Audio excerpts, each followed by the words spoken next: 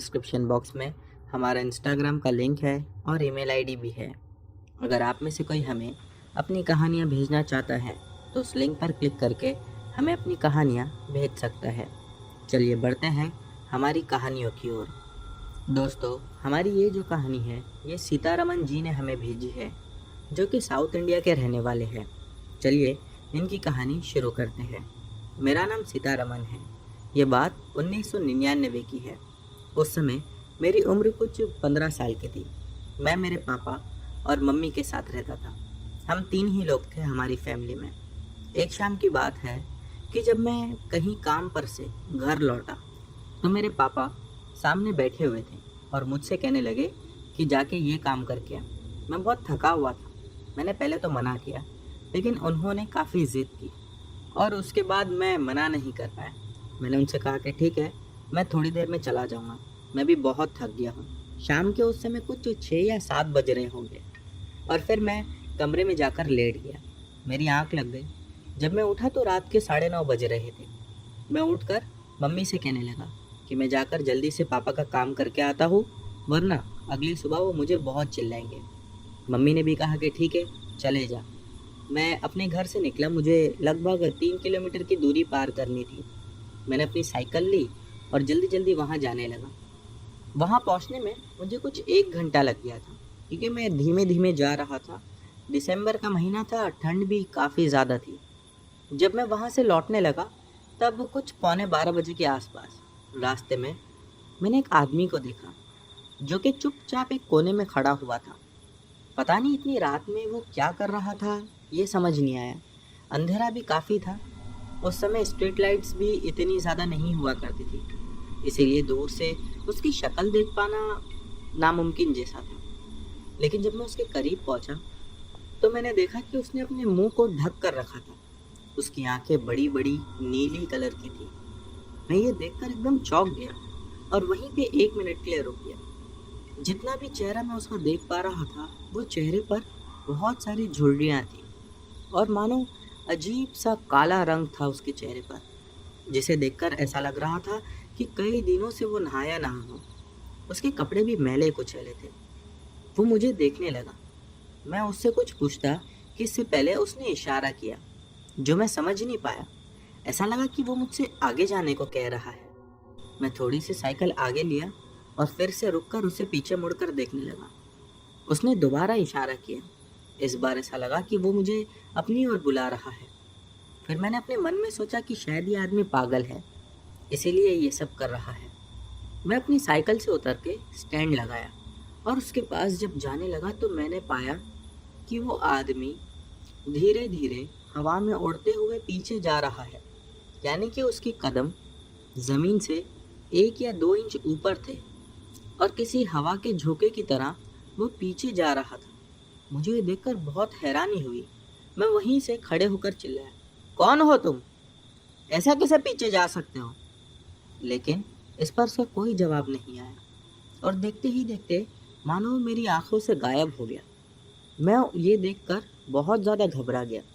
तुरंत भागकर अपनी साइकिल पर आया और भगाते हुए घर पर चला गया। घर जाने के बाद जब मैंने ये बात अपनी मम्मी पापा को बताई तो उन्होंने मुझसे हंसते हुए कहा कि ऐसा कुछ नहीं होता है, तो बहुत थक गया था ना, इसीलिए कुछ भी तुझे दिख गया होगा। लेकिन मैं जानता था कि जो भी मैंने देखा था वो बिल्कुल सत्य था। मैंने ये बात अपने दोस्तों को बताई।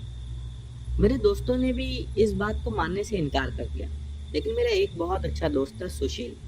वो मुझसे कहने लगा कि एक काम करते हैं, हम दोनों ही कल ठीक रात में उसी समय वहाँ पर जाकर देखते हैं। वो मुझसे पहले तो ये भी पूछा कि वहाँ पर कोई और नहीं था। मैंने कहा नहीं, इतनी रात में वहाँ कौन होगा। अगली रात में हम जब जाने लगे तो पापा ने मुझसे कहा कि इतनी रात में कहाँ जा रहा है, और चिल्लाकर मुझे अपने कमरे में लिटा दिया। मैं भी चुपचाप जाकर सो गया।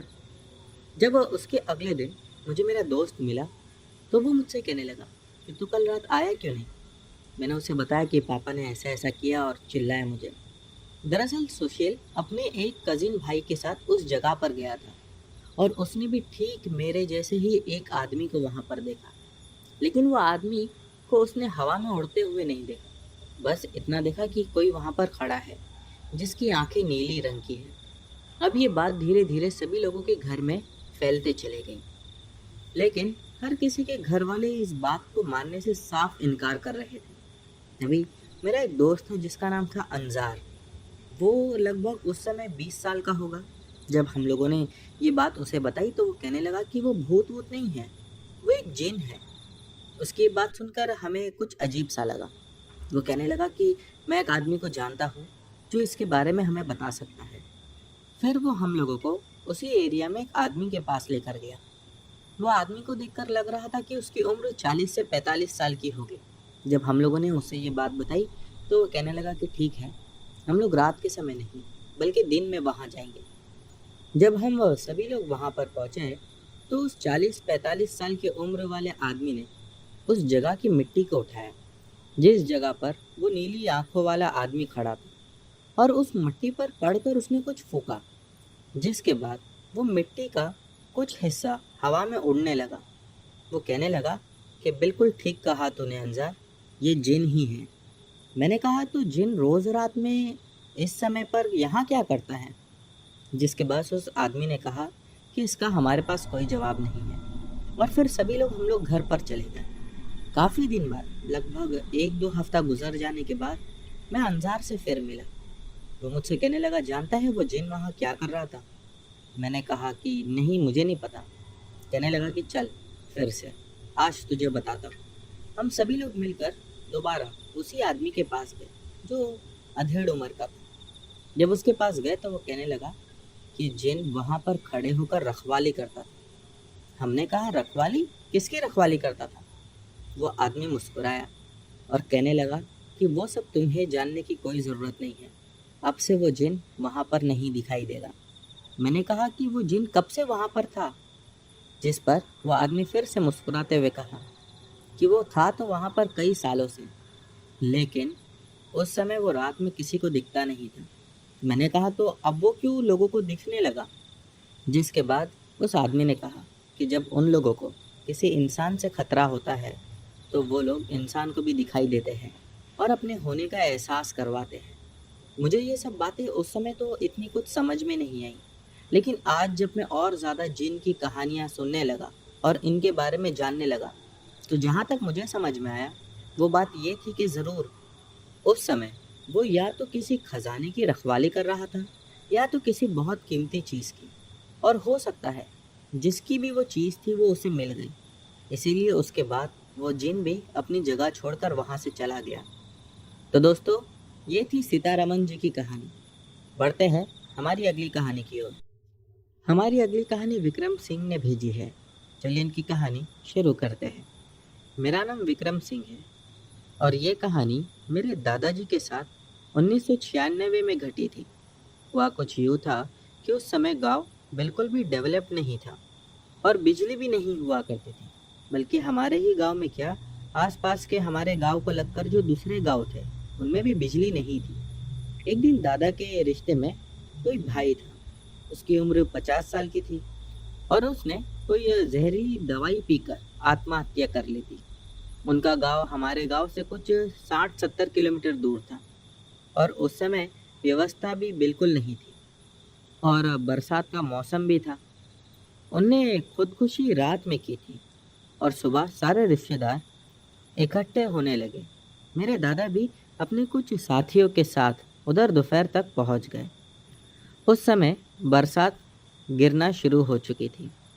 जलाने की सारी तैयारी हो चुकी थी, बस पानी रुकने का इंतज़ार था। और देखते ही देखते रात हो गई।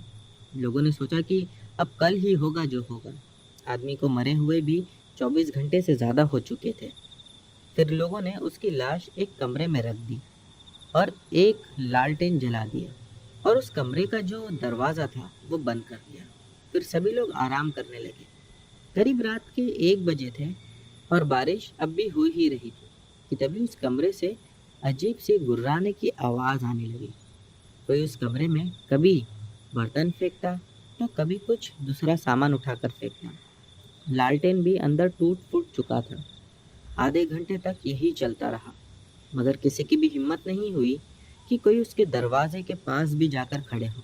दरवाज़ा खोलना तो बहुत दूर की बात थी। अंदर क्या चल रहा था ये किसी को नहीं मालूम।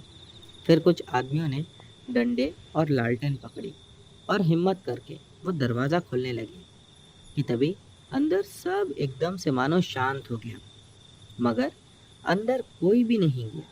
फिर लोगों ने उस जगह देखा जहाँ वो शव लिटाया गया था, वो वहाँ नहीं था।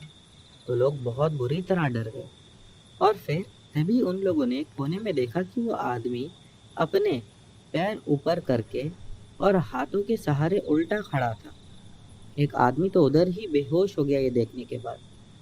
फिर वो शैतान लोगों के बीच से ऐसा भागा कि मानो ऐसा लगा कि कोई हवा का झोंका था और वो बाहर की ओर अपने हाथों पर भाग कर निकल गया।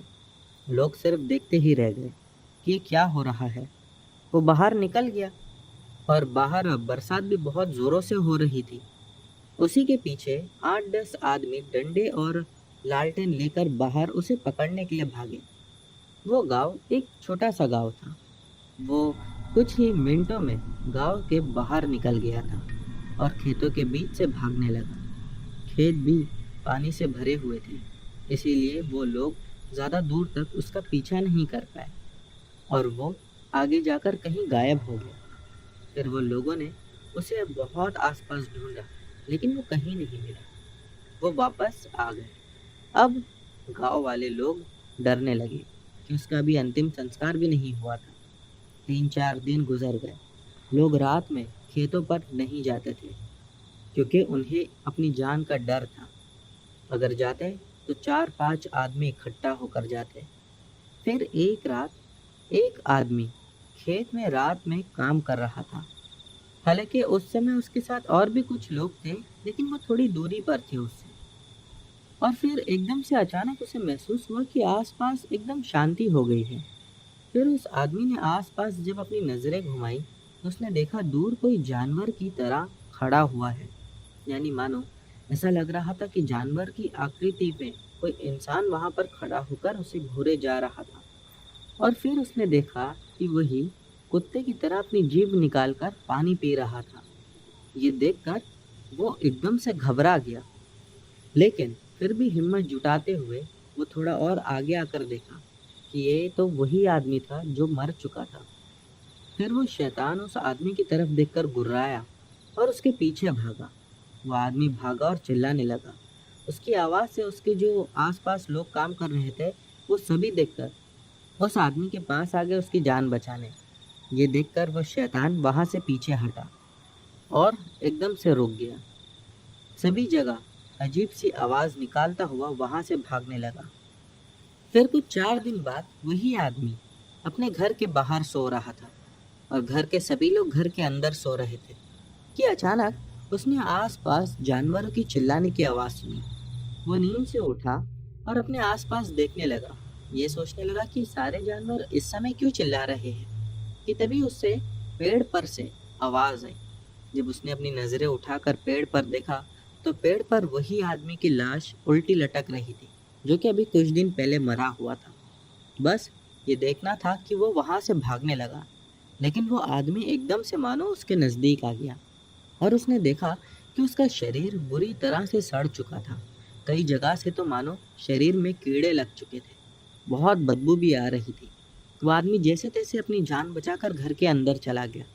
फिर कुछ 15 दिन के बाद लोगों को उसी आदमी की लाश जंगल में मिली। उस लाश को कौवे खा रहे थे। बस फिर क्या था, लोगों ने उसे उठाया और उसका अंतिम संस्कार कर दिया। तो दोस्तों, ये थी विक्रम सिंह जी की कहानी। बढ़ते हैं हमारी अगली कहानी की ओर। दोस्तों, हमारी अगली कहानी हमें वीर ने भेजी है। चलिए इनकी कहानी शुरू करते हैं। मेरा नाम वीर है। ये घटना 2001 की है। मुझे मेरे मामा राजू कहकर बुलाते थे। मैं और मेरे मामा महाराष्ट्र से ट्रक लोड करके आसाम जा रहे थे। मुझे पता था कि 2-3 दिन का समय लगना ही है, इसीलिए रास्ते में जो जो सामान लगना था हमें, मैंने उन सभी सामान को लेकर रखा था। हम लोग कुछ दोपहर के 2:30 बजे के आसपास निकले थे। धीरे धीरे रास्ता कटता जा रहा था। रात के लगभग 11:30 पौने 12 बजे मामा मुझसे कहने लगे कि मैं बहुत ज़्यादा थक गया हूँ, अब एक काम करते हैं, थोड़ी देर आराम कर लेते हैं। मैंने मामा की बात सुनी और कहने लगा कि ठीक है, कहीं साइड में ट्रक को रुका दो या किसी ढाबे के पास, तो हम लोग वहाँ पर आराम कर लेंगे। मामा ने ट्रक रुकाई। जब वहाँ पर ट्रक रुकाई तो वहाँ पर और भी ट्रकें लगी हुई थी। लेकिन जब रात में 2:30-3 बजे के आसपास मेरी आँख खुली तो मैंने देखा कि वहाँ पर दूसरी ट्रक्स नहीं थी और जो ढाबा था वो भी बंद हो चुका था।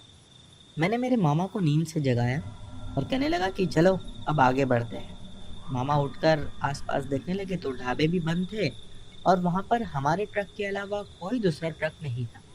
मामा को भी ये बात थोड़ी अजीब लगी। फिर मामा ने मुझसे कहा कि अब जितना जल्दी हो सके हम लोग आगे बढ़ते हैं। तो मामा ने ट्रक चालू की और आगे निकलने लगे।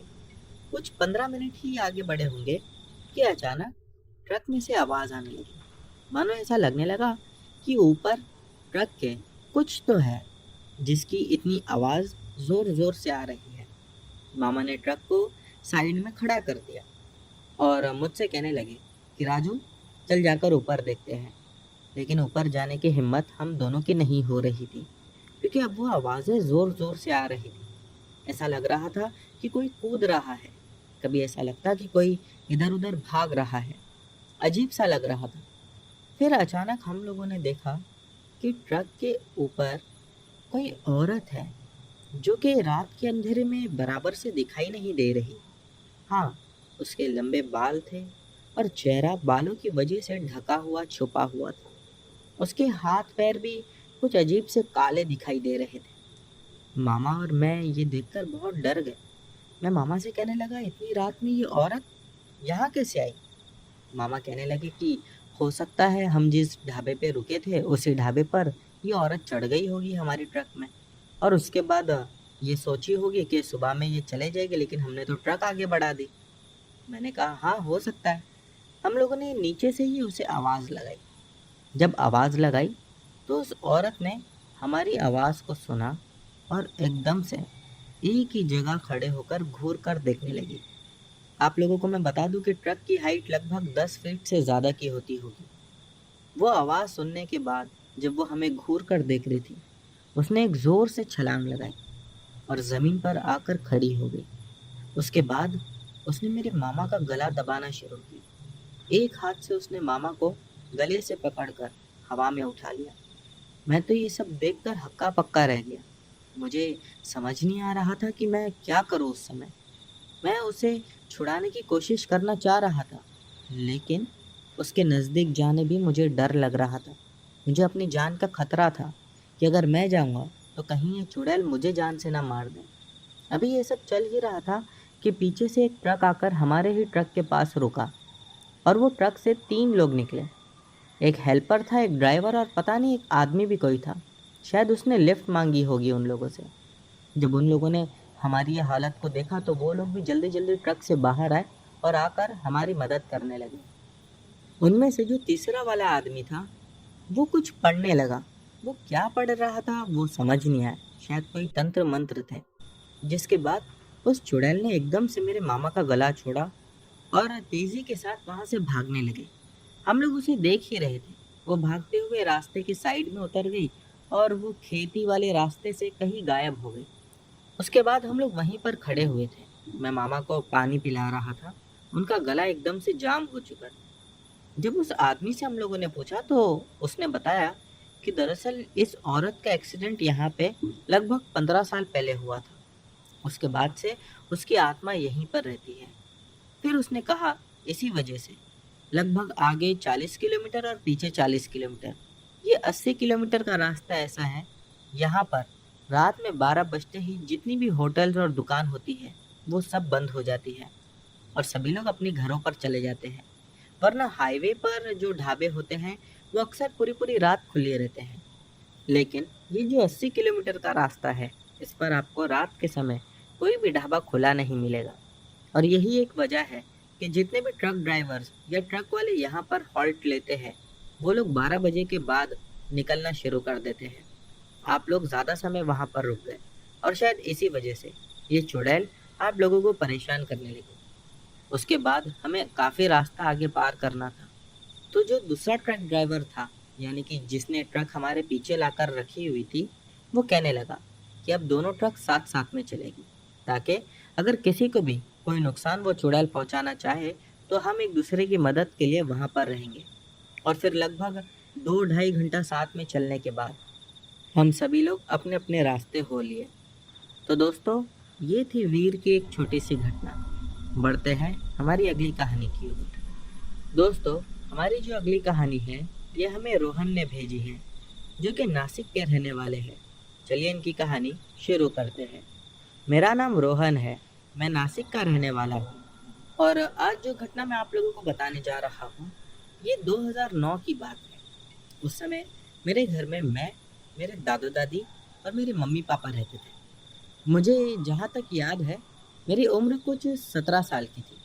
मैं दादी को शाम के समय बाहर आंगन में लेकर घूम रहा था। दादी अचानक मुझसे कहने लगी कि रोहन, तुझे एक बात बताती हूँ। मैंने कहा हाँ दादी माँ, बताइए। वो कहने लगी कि जो तू गांव के पास का जंगल है वहाँ पर जाता है दोस्तों के साथ, वहाँ पर कभी भी शाम के समय नहीं जाना। मैंने कहा क्यों? फिर वो कहने लगी कि शाम के समय ही नहीं, सूरज ढलने के बाद तो वहाँ बिल्कुल नहीं रुकना। मैं काफ़ी समय से तुझे ये बात बोलना चाहती थी, लेकिन मुझे लगता था कि तू डर जाएगा या फिर पता नहीं तेरे दिमाग में क्या क्या चीज़ें घूमेगी, इस वजह से मैं तुझे बताती नहीं थी। लेकिन हाँ, अब तू बड़ा हो गया है, तुझे बता देना ही ठीक है। मैंने कहा दादी माँ, आप ऐसा क्यों मुझसे कह रही हो? मेरी दादी कहने लगी कि कल भी तू शाम में 8 बजे घर पर आया और मुझे पता है तू उसी जंगल के ही पास था। मैंने कहा हाँ, मैं वहीं पर था। वो कहने लगी तुझे याद है आज से 4-5 साल पहले तेरे ही एक दोस्त की मौत हुई थी वहाँ पर? मैंने कहा हाँ, याद है मुझे। फिर मेरी दादी कहने लगी कि बता कैसे हुई थी? मैंने कहा वो तो मुझे याद नहीं, लेकिन हाँ इतना पता है कि भागते भागते उसका पैर फिसल गया था और उसका सर किसी पत्थर पे जा टकराया था, जिस वजह से उसकी मौत हो गई थी। मेरी दादी मुझसे कहने लगी कि उसकी मौत कैसे हुई ये एक राज है। मैंने कहा आपको कैसे पता? फिर वो कहने लगी कि उस जंगल में बुरी आत्माओं का वास है। मैंने कहा लेकिन दादी माँ, वहाँ पर आत्माओं के बारे में तो कभी हमने सुना नहीं। मेरी दादी कहने लगी कि जब उनकी उम्र कुछ 10-12 साल की थी, ये बात तभी की है। उस समय वहाँ पर एक बुरी आत्मा इतनी भयानक थी जिसने पूरे गांव को परेशान कर रखा था। और कहा जाता है, माना भी जाता है कि आज भी वो आत्मा का वास उसी जंगल में है। मैंने कहा कि वो आत्मा लोगों को परेशान क्यों कर रही है? दादी मुझसे कहने लगी कि वो सब जानने की ज़रूरत तुझे नहीं है। मैंने दादी को बहुत जिद किया। फिर दादी ने मुझे एक अजीब सी बात बताई। दादी कहने लगी कि दरअसल बात ऐसी है कि उस ज़माने में एक आदमी रहता था। वो आदमी लोगों को बेवजह परेशान करता था। लोग उससे बहुत ज़्यादा तंग आ चुके थे, इसीलिए कुछ लोगों ने मिलकर उसकी हत्या कर दी। वो लोगों से पैसे छीनता था और पता नहीं क्या क्या करता था। जब उसकी हत्या कर दी तो पुलिस के डर की वजह से लोगों ने उसकी लाश को वहीं जंगल में फेंक दिया। उसके बाद उसकी लाश के साथ क्या हुआ ये तो पता नहीं, लेकिन उसके मरने के 1-1.5 महीने के बाद लोगों ने उसकी आत्मा को देखने का दावा किया। कई लोगों का ऐसा भी कहना था कि उन लोगों ने उसकी आत्मा से बात भी की है और वो ये बोल रहा था कि जिसने भी मुझे मारा है उसका पूरा घर परिवार सबको मैं जान से मार दूंगा। और वैसे ही हुआ। कुछ ही सालों के अंदर अंदर जिसने उसे मारा था उसका घर परिवार हर कोई मानो मर गया और सब कुछ खत्म हो गया। यानी उसके परिवार का नामो निशान तक उस आत्मा ने मिटा दिया। दादी की ये बात सुनकर मुझे कुछ अजीब सा लगा। तभी मुझे एक बात याद आई कि मेरा एक दोस्त था, वो मुझसे ऐसा कुछ कह रहा था, लेकिन शायद उसने वहीं पर बात काट दी थी। मैं तुरंत उसके पास गया और जाकर उससे पूछने लगा। तब उसने एक और अजीब बात बताई। वो मुझसे कहने लगा कि उसके पापा भी उसे उस जंगल में जाने के लिए मना करते हैं। मैंने कहा कि तेरे पापा ने कुछ देखा था या उन्हें कुछ पता है? हम लोग जब उसके पापा के पास गए और जाके पूछने लगे तो उसके पापा ने एक डरावनी बात बताई। वो कहने लगे कि अभी कुछ ही टाइम पहले जब किसी काम से वो जंगल से गुजर रहे थे तो रात में उन्होंने एक बड़े से पेड़ के नीचे एक आदमी को देखा। वो आदमी चुपचाप बैठा हुआ था और कुछ ऐसा लग रहा था कि कर रहा है, लेकिन दूर से देखने पर समझ नहीं आया।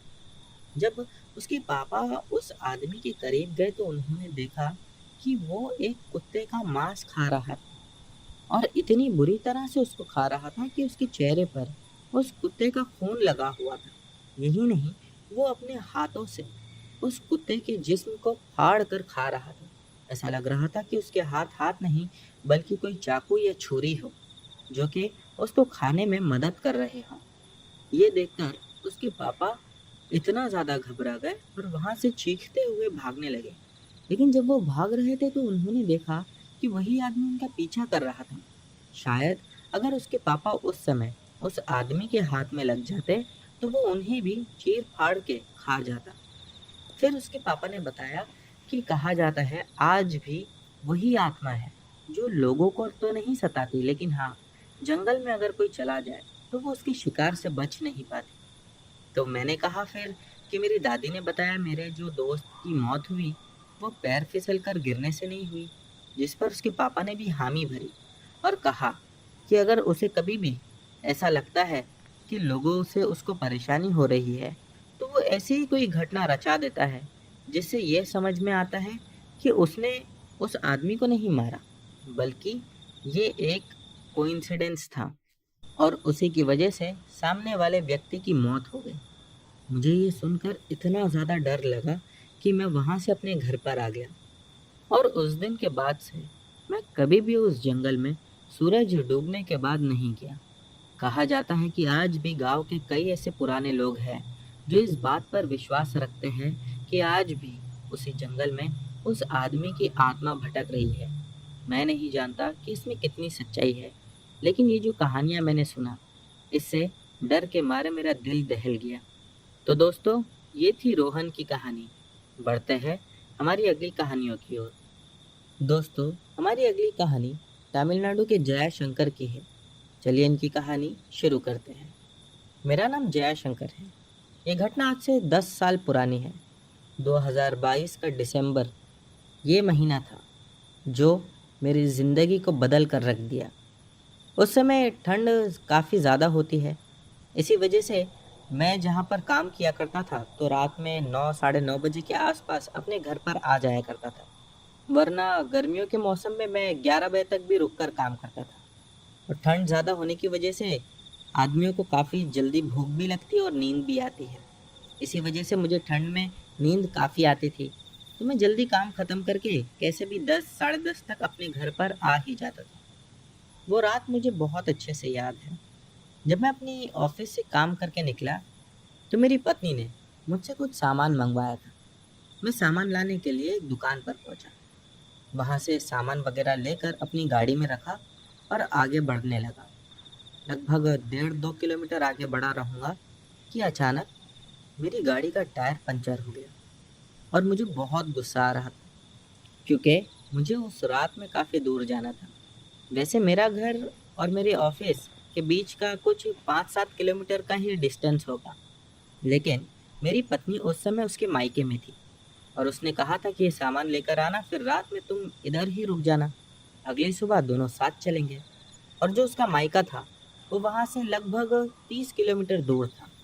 मैं ये सोचने लगा कि अब करूँ तो क्या करूँ, गाड़ी का टायर भी पंचर हो गया है।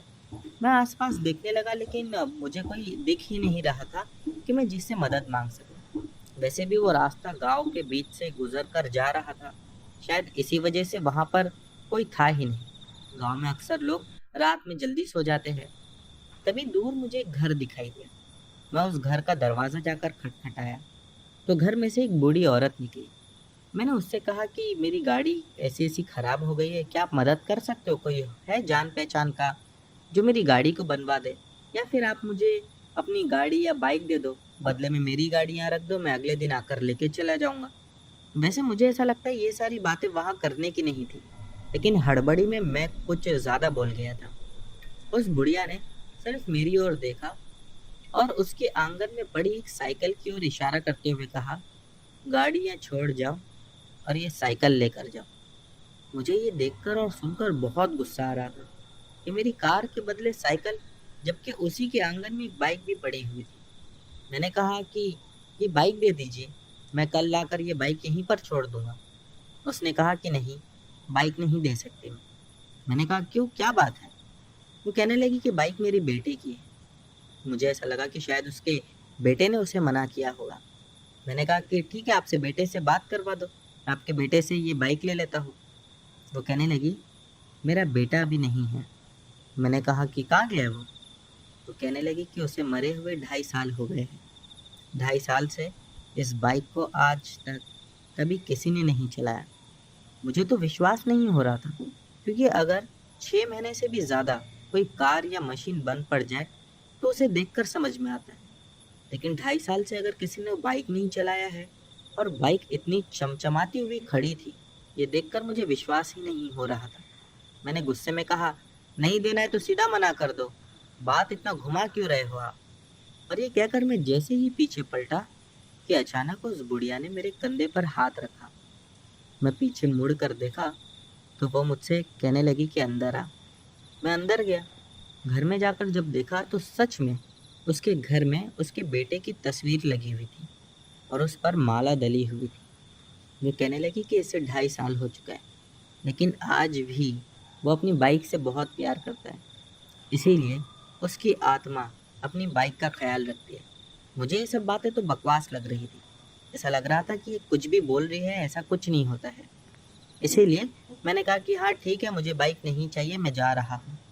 इतना बोलकर जब मैं वहाँ से निकलकर अपनी कार के पास आया तो मैंने देखा कि मेरी कार का टायर, जो कि अभी पंचर पड़ा था, वो अपने आप ठीक है।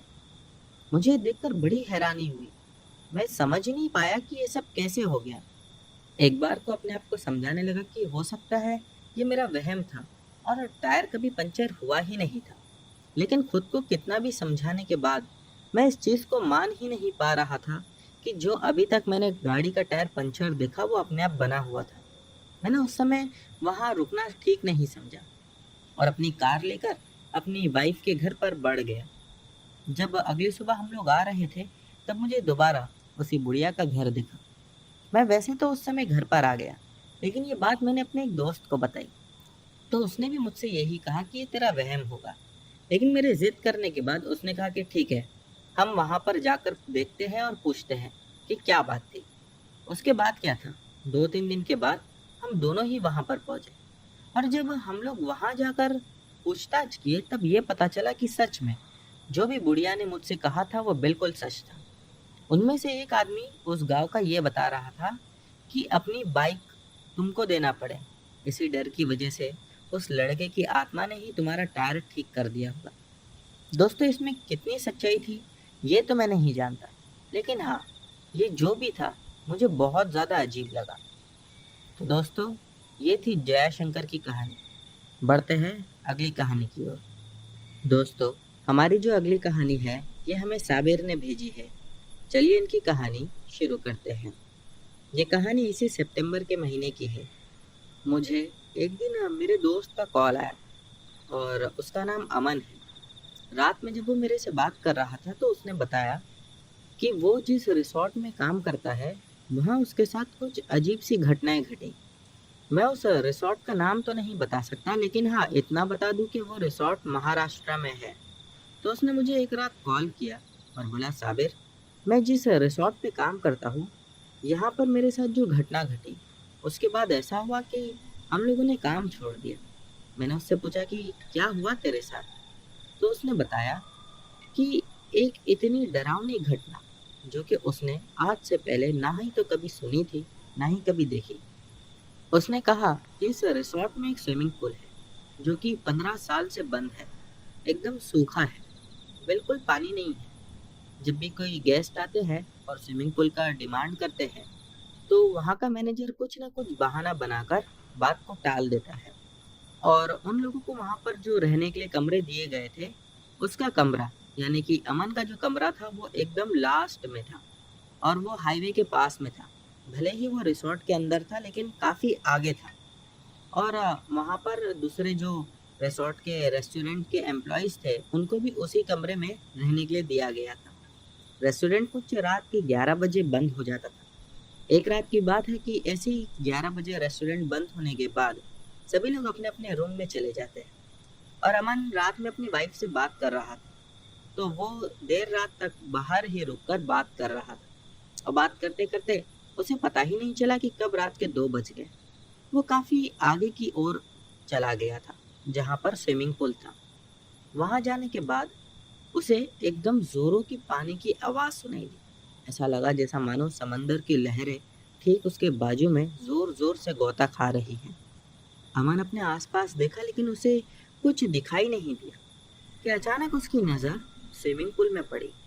तो उसने देखा कि स्विमिंग पूल में बहुत सारा पानी है, बल्कि यूं कहिए कि स्विमिंग पूल पूरा पानी से भरा हुआ था और उसमें एक आदमी भी उसे दिखाई दे रहा था। जब थोड़ा और नजदीक जाकर देखा तो पाया कि वो आदमी की लाश वहां पर थी। उसका चेहरा बुरी तरह से गला हुआ था, यानी कि ऐसा लग रहा था कि बहुत समय से पानी में रहने की वजह से उसका चेहरा खराब हो चुका है। अमन जब उसके और करीब जाकर देखा तो एकदम से उस लाश ने अपनी आंखें खोली और वो अमन को ही घूर रही थी। ये देखने के बाद मानो वो एकदम हैरान रह गया। डर के मारे उसकी हालत खराब हो गई। उसने देखा कि वो आदमी स्विमिंग पूल से बाहर आया और उसने अमन को पकड़ लिया और पकड़कर घसीट के पानी में ले जाने लगा। अमन जोरों से चिल्ला रहा था, लेकिन शायद उस समय उसकी आवाज़ कोई नहीं सुन पा रहा था। हो सकता है कि सभी लोग सो गए थे। अमन का ये भी कहना था कि जब वो मेरे पास आकर मुझे घसीट रहा था तब उसके शरीर से बहुत बदबू आ रही थी और ऐसा लग रहा था कि जैसा मानो उसके शरीर का मांस बुरी तरह से सड़ चुका है। वो उसे खींचकर पानी में ले गया और ले जाने के बाद उसे पानी में डुबाने लगा। अमन डूबते हुए अपने आप को बचाने की कोशिश करने लगा, लेकिन उसकी सारी कोशिश नाकाम रही। कि तभी उसे याद आया कि ये तो एक बुरी आत्मा है और इसीलिए उसने गॉड का नाम लेना शुरू किया। वो जोर जोर से गॉड का नाम ले रहा था कि एकदम से मानो वो लाश कहीं गायब हो गई और जो स्विमिंग पूल में पानी था वो भी एकदम से गायब हो गया और स्विमिंग पूल फिर से पहले की तरह सूखा हो गया। लेकिन अमन और उसके कपड़े अभी भीगे हुए थे और कपड़ों में से पानी निथर रहा था।